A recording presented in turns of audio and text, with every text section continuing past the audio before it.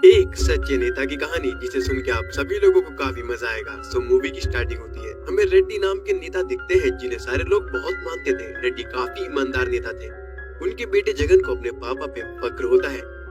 Reddy high command party के लोगों को भी वेट करवाते थे क्योंकि रेड्डी पहले जनता की प्रॉब्लम देखते थे। जैसे ही रेड्डी हाई कमांड के नेताओं से बात करने वाले थे तभी अपोजिशन पार्टी का एमएलए आता है। रेड्डी उसकी प्रॉब्लम पहले सुनते हैं। हाई कमांड के नेताओं को काफी गुस्सा आता है।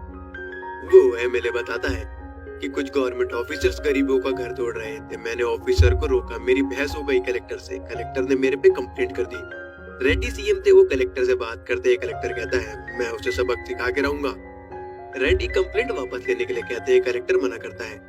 रेड्डी धमकी देते हुए कहते हैं क्या करे, अब एमएलए का तो ट्रांसफर कर नहीं सकते। वो इनडायरेक्टली कलेक्टर को ट्रांसफर करने की धमकी दे रहे थे। कलेक्टर मान जाता है। एमएलए थैंक यू कहता है और कहता है मैं दूसरी पार्टी का हूँ, फिर भी आपने मेरी मदद क्यों करी।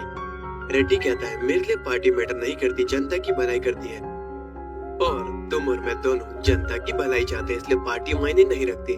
हाई कमांड के लोग हैरान होते हैं। रेड्डी सारी जनता को अपना परिवार मानते थे। एक अंधा आदमी आता है। रेड्डी उसे जानते थे।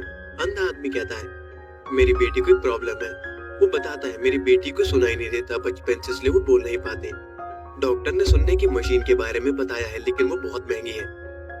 रेड्डी कहते हैं ठीक है, मैं मशीन का खर्चा उठाता हूँ। रेड्डी का सेक्रेटरी कहता है सर 4 लाख रुपए हैं, अगर हम एक ही लड़की पे 4 लाख रुपए लगा देंगे तो पूरा स्टेट कैसे चलाएंगे। रेड्डी अपने सेक्रेटरी को उस बच्ची को यही बात कहने के लिए कहते हैं। सेक्रेटरी को शर्म आ जाती है और रेड्डी मशीन लगवाते हैं और वो अंधा आदमी काफी खुश होता है और थैंक यू कहता है।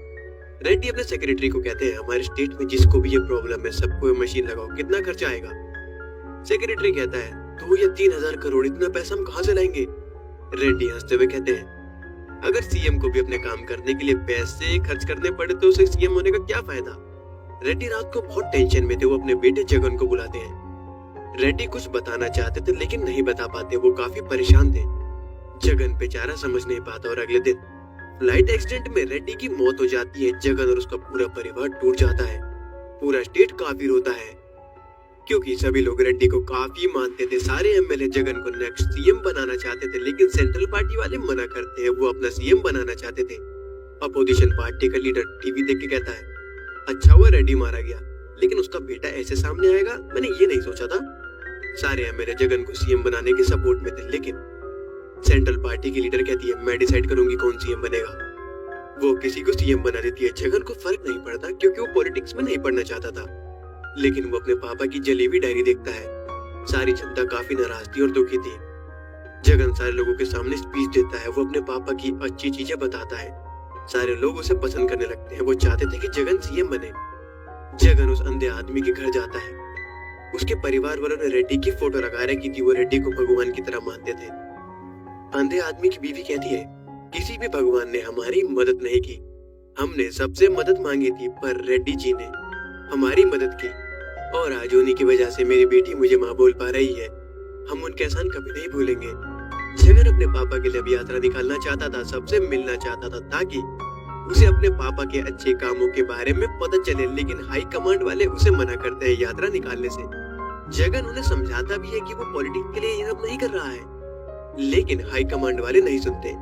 बाद में जगन सेंट्रल पार्टी के लीडर से मिलता है और उसे समझाने की कोशिश करता है कि वो अपने पापा के लिए यात्रा करना चाहता है। लीडर कहती है अगर तुम कुछ करना चाहते हो तो हमारी पार्टी के ऑफिस के बाहर कर लो यात्रा, बाकी भूल जाओ।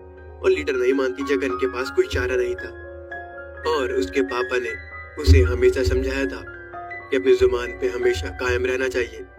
जगन बहुत सोचता है और बाद में फैसला लेता है। वो सेंट्रल पार्टी से रिजाइन देता है सारी पोस्टों से और अपने परिवार का पूरा कनेक्शन काटता है और अपनी नई पार्टी बनाता है।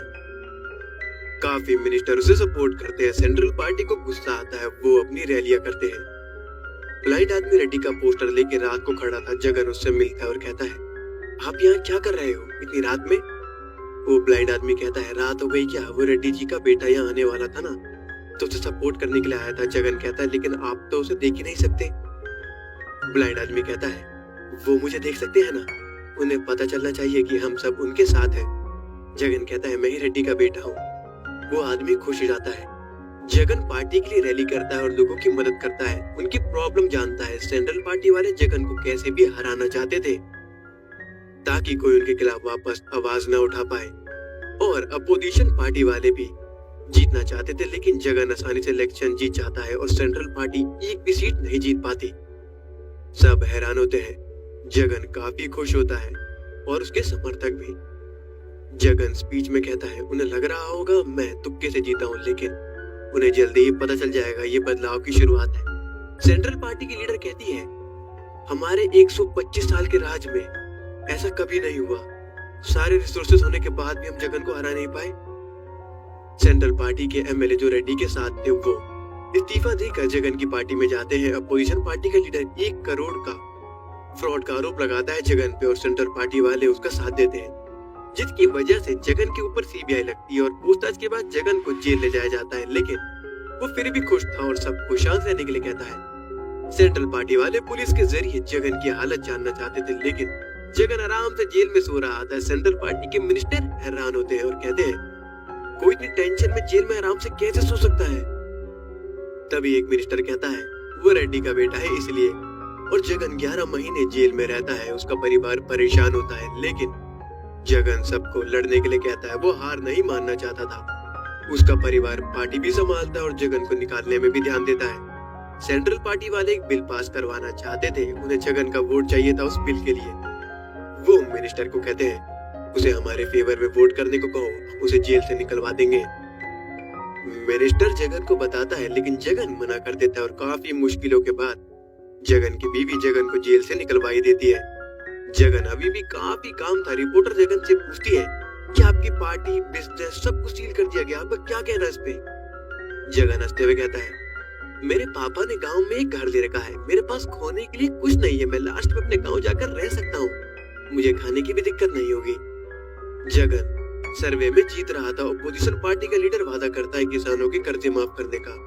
अपोजिशन लीडर कहता है, लोग उम्मीद के लिए कुछ भी कर सकते हैं। मुझे पक्का यकीन है हम ही जीतेंगे। और अपोजिशन पार्टी का लीडर 1% के डिफरेंस से जीत जाता है। जगन को बुरा लगता है, लेकिन फिर भी वो स्माइल करते हुए आगे बढ़ता है। सेंट्रल पार्टी की लीडर खुश होती है। उसे इस बार एक भी सीट नहीं मिली थी, लेकिन जगन हार गया था। उसे इस बात की खुशी थी। जगन हंसते हुए अपनी बीवी को कहता है, अब मैं फैमिली को ज्यादा टाइम दे पाऊंगा। जगन अब अपोजिशन का लीडर बनता है। वो उस लीडर को जीत की बधाई देता है और कहता है, क्या आप सारे वादे पूरे करेंगे? या सब झूठे वादे थे? भले आप 1% से जीते हैं, लेकिन आप नए सीएम हो। लीडर को गुस्सा आता है। वो अपनी पार्टी से कहता है, मैं 1% की जीत से खुश नहीं हो सकता। वो जगन की पार्टी के एमएलए को गवर्नमेंट ऑफिसर के जरिए धमकाता है और पैसे देकर अपनी पार्टी में करता है। जगन गुस्से में कहता है, ये चल क्या रहा है? इन्होंने धमकी और पैसे के जरिए हमारे एमएलए खरीद लिए। 23 एमएलए उस पार्टी में चले गए। और उसके बाद वो लीडर जगन की पार्टी के लोगों को मारता है, जेल भिजवाता है, उन्हें डरा के रखता है। वो जगन को झूठे केस में फंसाना चाहता था, लेकिन आदमी मना करता है।